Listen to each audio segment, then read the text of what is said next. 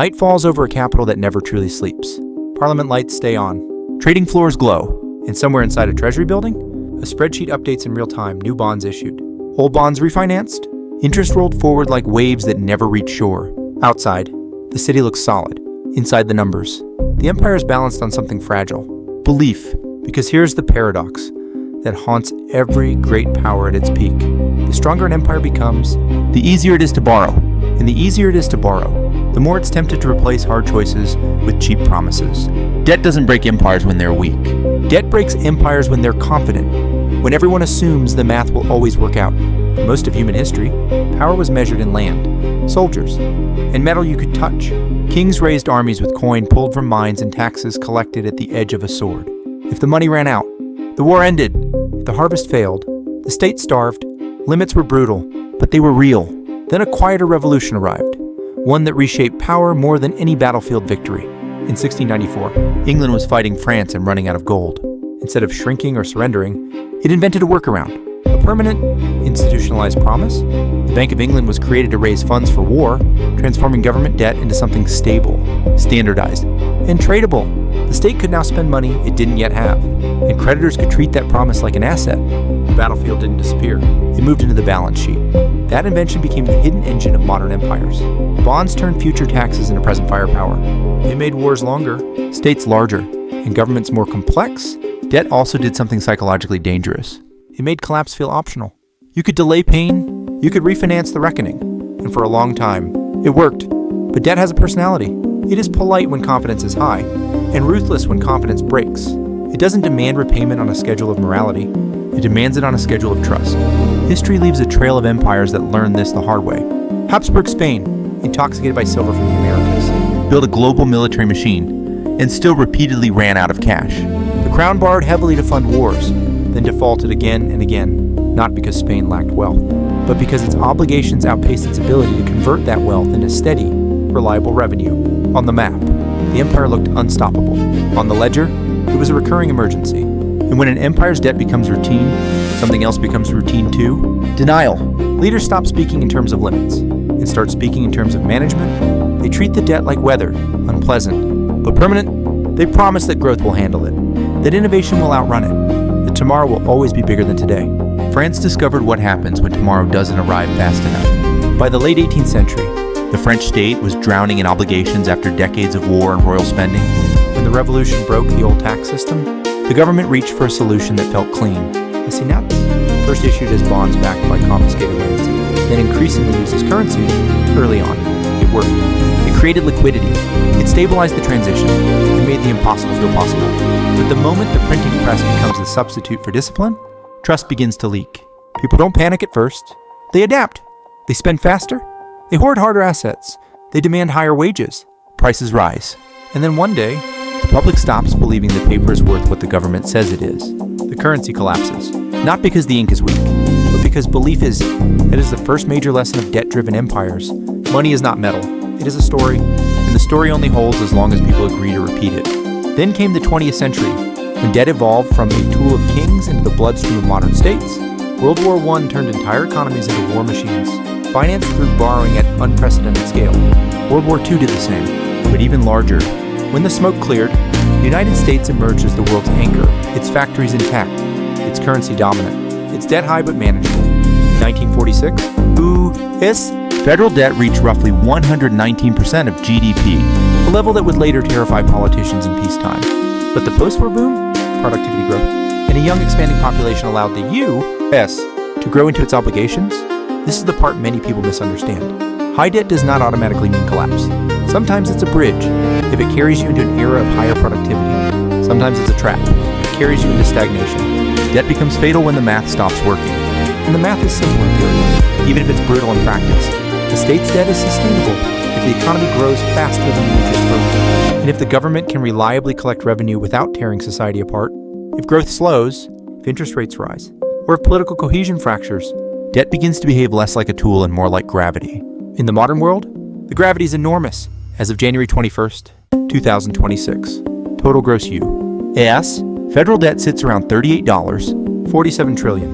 That number is not a prophecy of doom. It's a reflection of a system that has normalized refinancing as routine. Much of that debt is held domestically by pension funds, mutual funds, banks, households, and government accounts. The United States carries it not because the number is small, but because the market believes the U, or can always roll it over. The dollar, the depth of treasury markets, and the credibility of institutions turn debt into a global utility. Zoom out further and the same dynamic becomes planetary. By widely cited estimates from the Institute of International Finance, global debt climbed to nearly $346 trillion by the third quarter of 2025. About 310% of global GDP, the world hasn't just borrowed more. It has built an entire economic operating system around the idea that refinancing is normal. And that is where the tension begins to build. Because an empire's debt crisis is rarely triggered by the absolute size of the debt. It's triggered by the moment interest costs and the growth path no longer reconcile. The moment the math stops, that moment can arrive quietly.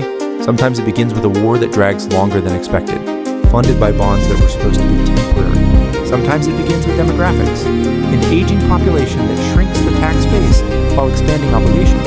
Sometimes it begins with a commodity shock that collapses export revenue. Sometimes it begins with institutional decay, corruption, political paralysis, sudden policy unpredictability. But the most common trigger is simpler. Rates rise, growth slows, or both. The spread between what a state pays and what its economy earns narrows. Then it flips. At first, the danger is subtle. Budgets tighten. Debt service consumes more revenue. Leaders insist they can grow out of it. They can, if growth returns fast enough and rates remain gentle. If not, the choices become uglier. Raise taxes, cut spending, inflate, restructure, or default. Every option has a constituency that will suffer. And that suffering is where political systems fracture. Greece in 2010 showed how quickly the invisible can become visible. When markets lost confidence, borrowing costs spiked. The country needed external support. Bailouts arrived, along with austerity, protests, and a decade of social strain. Debt was no longer an abstraction. It became a schedule of sacrifices, negotiated by institutions most citizens never voted for. The crisis exposed a hard truth in a debt-based world. Sovereignty is partly priced by bond yields. That's why empires fear the math stopping more than they fear military rivals. A rival can be deterred. Bond market cannot. Markets don't need to conquer your capital to force you to change. They just need to stop believing your promises. And belief is fragile. It rests on credibility, which rests on institutions, which rests on social cohesion. Citizens stop trusting the system is fair. They resist taxes and compliance. When investors stop trusting the state, they demand higher yields. Higher yields raise interest costs. Higher interest costs strain budgets. Strained budgets push governments towards short-term measures. Short-term measures weaken trust further. This is the loop that ends empires. Not a single catastrophe, but a compounding erosion of confidence. Every civilization that ran on debt eventually discovered the same invisible boundary. It isn't a fixed number. It's a condition. Debt is sustainable when growth is stable. Institutions are trusted, and the currency is credible. Debt becomes dangerous when the state's promises outgrow society's willingness to support them. So what does the moment the math stops actually look like? It looks like auctions that go poorly. It looks like bond yields climbing even when leaders give reassuring speeches. It looks like governments quietly shortening maturities, paying higher rates for the privilege of breathing. It looks like central banks becoming the buyer of last resort, not to stimulate the economy, but to keep the plumbing from bursting. It also looks like politics becoming more extreme. Because when there are no painless options left, politics becomes a competition over who bears pain. That competition is where empires lose coherence. And yet history offers a counterpoint that matters. Debt does not automatically mean doom. Britain carried enormous debt after the Napoleonic Wars and endured. The United States emerged from World War II with very high debt relative to GDP and grew into it. Japan has carried a very high debt to GDP ratio for decades, while maintaining low yields, supported by domestic savings, institutional stability, and central bank policy. The difference isn't moral superiority. The difference is confidence, earned through systems people believe in. But modern empires face a more complex problem than their predecessors. The world now depends on government debt as collateral. Treasuries sit beneath pensions, bank balance sheets, derivatives markets, and central bank reserves. Government debt is framed as a burden, yet treated as one of the safest assets on earth. The system is built on the promise that the promise remains believable. That's why the danger isn't that every country will suddenly default. The danger is that the margin for error is thinner than it looks. When debt is this large, small changes in rates can have outsized effects. When redemptions are massive, funding stress can rise quickly. When politics becomes volatile, investors demand compensation for uncertainty. The math doesn't stop because a spreadsheet hits a wall. It stops because trust hits a wall. And when trust hits a wall, the choices return, always the same 5 doors, always painful. Raise taxes, cut spending, Inflate, restructure, default. None of them are just economic or they're social, they're political, they're psychological. They decide who keeps their home, who loses their job, who can afford food, who gets protected, and who gets told to endure. And this is where the story turns from history into warning. Because when an empire runs on debt long enough, it begins to confuse borrowing with strength. It begins to treat the bond market like a permanent ally. It begins to assume that refinancing is the same as solving, but refinancing is not resolution. It is time, and time, eventually, runs out. You can see the moment approaching not only in the numbers, but in the language. When leaders stop talking about building and start talking about stabilizing, when budgets become survival plans, when emergency measures become permanent, when the future is no longer described with confidence, but with caution, debt becomes fatal. When it stops funding productivity and starts funding maintenance, when it stops building bridges and starts patching cracks, when it stops expanding possibility and starts delaying consequences, at that stage, the empire's real battle is not against foreign armies, it's against arithmetic, because arithmetic does not negotiate, it doesn't care about ideology, it doesn't care about elections, it doesn't care about pride, it cares about flows, revenue and obligations out, growth up, interest costs up, confidence stable, confidence breaking, and when the balance tips, the system reveals its final truth. The world of sovereign debt is not designed to be paid off. It is designed to be rolled over. Governments refinance old bonds with new ones, treating debt like a subscription to stability. The principal rarely disappears. It just changes dates. Interest becomes the rent paid to keep the system breathing. For decades, this machine can run smoothly. It can even look like prosperity. But when the machine is stressed by inflation, by recession, by political chaos, the refinancing becomes harder. Rates rise, maturities shorten, markets demand proof, and suddenly, what was routine becomes fragile. This is why the most dangerous moment for an empire is not when it is poor, it is when it is heavily leveraged and still convinced it is invincible. Because invincibility breeds habits, and habits become assumptions, and assumptions become vulnerabilities. So the real question isn't whether debt will end empires. The real question is whether an empire can change while it still has choices, or whether it will wait until it's forced to change, under pressure, with no room left to breathe, because no empire collapses from one number. Empires collapse from a collective moment when citizens, investors, and the wider world look into their future and stop believing it's credible. When the future is no longer credible, debt becomes a chain. When debt becomes a chain, power becomes performance. And when power becomes performance, history does what it always does. It pulls the curtain down, because at the bottom of every financial system, every bond market, every national budget, every global institution, there is still only one thing holding it all together: human belief. And when belief disappears, the math doesn't just stop, it becomes a verdict. Because the verdict never arrives with sirens, it arrives with silence. A silent bid to cover ratio slipping at a bond auction. A silent downgrade tucked into a Friday evening headline. A silent spread widening between what a government must pay and what it can realistically grow. The empire still looks powerful on the surface. Military bases, flags, speeches, ceremonies. But under the surface, the system begins to feel tighter, less forgiving, less elastic. And that's when the true danger begins. Not collapse, but constraint, because debt doesn't always destroy an empire. Sometimes it simply cages it. When an empire becomes debt-dependent, it loses something that once defined its dominance. Freedom of action. Every major decision becomes a question of market reaction. Every crisis response becomes a negotiation with interest rates. Every war plan is shadowed by borrowing costs. Every promise to citizens is measured against bond yields. Power is still there, but it's no longer sovereign. It's conditional. This is where modern empires differ from ancient ones. Rome didn't have to convince a global market to buy its debt every week. The Mongols didn't have to worry about refinancing schedules. Medieval kingdoms could run out of money and simply stop. Their constraints were brutal, but direct. Modern states can't stop. They can't stop because the financial system is no longer a layer on top of society. It is society. Pensions are invested in bonds. Banks hold government securities as collateral. Insurance companies depend on stable yield curves. Central banks build reserves around sovereign debt. Even private markets lean on the assumption that government debt remains the safest anchor. So when the anchor wobbles, everything above it trembles. That's why sovereign debt crises are never just fiscal events. They are social earthquakes. The first cracks appear in places most people don't watch. Funding markets, repo rates, liquidity conditions. The quiet mechanics of how money moves behind the scenes, then the cracks spread outward into the visible world. Mortgages, business loans, consumer credit, job markets. Suddenly, the cost of capital rises and the economy feels heavier. Not because anyone did something wrong overnight, but because the price of time has changed. And time is what debt is really buying. Debt is a contract that says, we want tomorrow's resources today. When it works, it feels like progress when it fails.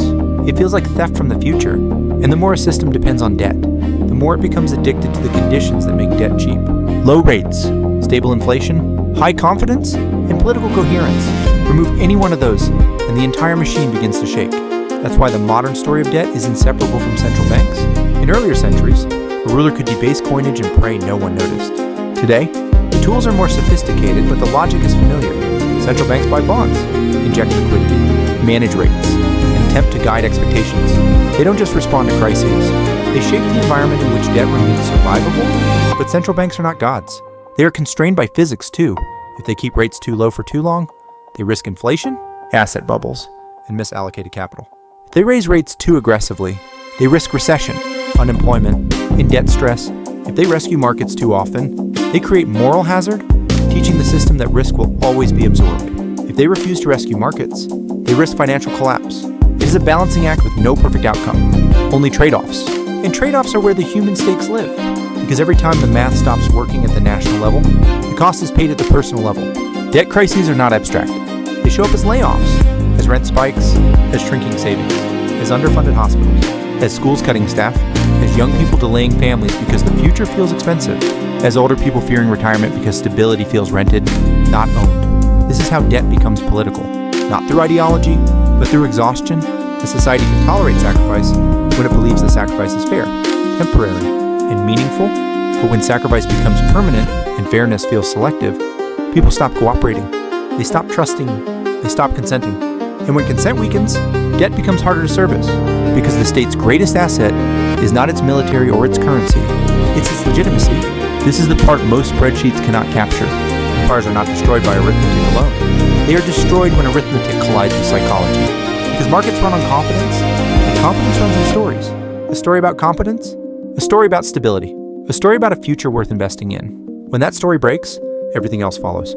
That's why the moment the math stops is rarely a single date. It's a transition, a slow shift from optimism to caution, from expansion to defense, from ambition to survival. You can watch it happen in real time when leaders change their language. When they stop saying, "we will build," and start saying, "we will protect." When they stop saying growth and start saying resilience. When they stop promising prosperity and start promising stability. Stability is not a bad goal, but it is a sign of something important. The empire is no longer chasing the future, it's trying to hold the present together. And holding the present together is expensive. Because in a debt-based system, stability is rented, and rent goes up when trust goes down. This is where the empire faces its most difficult test. Whether it can reform before it is forced to. History shows that some do. Some empires recognize the warning signs early and make hard changes while they still have room to move. They reform taxes. They invest in productivity. They rebuild institutions. They reduce corruption. They restore social trust. They accept slower growth today to protect stability tomorrow. Others refuse.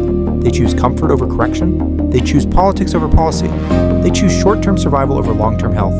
They push the debt forward, roll it over again, and hope the next generation will figure it out. And sometimes, the gamble works until it doesn't. Because the final stage of debt dependency is not default. It is fragility. A fragile empire can still look powerful. It can still project strength. It can still dominate headlines, but it cannot absorb shocks. It cannot improvise. It cannot adapt quickly. It cannot afford mistakes. And when a system cannot afford mistakes, even small mistakes become fatal. This is why the most dangerous time for an empire is not when it is weak. It is when it is overextended and still convinced it is untouchable. Because that conviction breeds the most expensive habit of all. Complacency? Complacency is what turns debt from a bridge into a trap. It is what turns refinancing into denial. It is what turns a manageable burden into an invisible countdown. And then, one day, the countdown reaches a point nobody planned for. The bond market demands higher yields. Debt service climbs. Budgets tighten. Cuts begin. Taxes rise. Growth slows. Confidence weakens. The cycle accelerates. Not because the empire ran out of money, but because it ran out of trust. And trust, once broken, is painfully slow to rebuild. That is the real tragedy of debt-driven collapse. The damage isn't just financial, it is institutional. It is cultural. It is psychological. People remember the betrayal. They remember the savings wiped out. They remember the jobs that never returned. They remember the promises that were made and then quietly abandoned. And once a society internalizes that memory, it changes. It becomes more defensive, more polarized, less willing to cooperate, less willing to sacrifice for the collective, which makes the next crisis even harder to survive.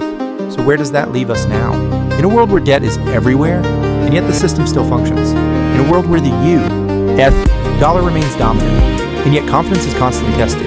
In a world where governments continue to borrow, and yet the cost of borrowing is no longer as painless as it once was. In a world where the future is still being purchased, one bond auction at a time. The question is not whether debt will end the modern era. The question is what kind of modern era debt will create. Because debt is not destiny, it is a tool. And like every tool, it can build or it can destroy. Used wisely, it buys time to invest in productivity, resilience, in human potential. Used recklessly, it buys time to avoid responsibility, until time itself becomes the enemy. That is the final moral of debt-driven empires. The math doesn't stop because the numbers are too big. The math stops when reality stops agreeing to be postponed. When growth no longer outruns interest, when trust no longer outruns fear, when society no longer outruns division. And when that happens, the empire is forced to pay in full, not just with money, but with stability, because the true cost of debt is not what you owe. It's what you become while you're owing it. A system built on borrowed time eventually turns into a system that lives in borrowed confidence, and borrowed confidence expires. So the next time you see a headline about debt, trillions here, billions there. Remember what history keeps whispering beneath the noise. Empires don't collapse because they borrow. They collapse because borrowing becomes their identity. They collapse because the future becomes a resource they consume instead of a place they build. And the moment the math stops is the moment the empire discovers the one thing it can't refinance: belief. Because at the bottom of every bond market, every currency system, every national budget, every empire, there is still only one force holding it together: human trust. And when trust disappears, the math doesn't just stop, it becomes a verdict, both a call to action. If this documentary changed the way you see debt, if it made you realize that empires don't fall from invasion, but from invisible arithmetic, then make sure you subscribe to the Financial Historian. Because the next crisis won't announce itself with fireworks. It will arrive quietly, in the fine print, in the auctions, in the promises nobody reads. And in the next episode, we'll go deeper into the one mechanism that keeps the modern world running, even when the numbers make no sense. The hidden role of central banks, and the thin line between stability and illusion. So hit like if you learned something new, subscribe for more history-driven financial storytelling, and comment below. What empire do you think is closest to its moment? The math stops. History has the answers, and I'll show you where to look.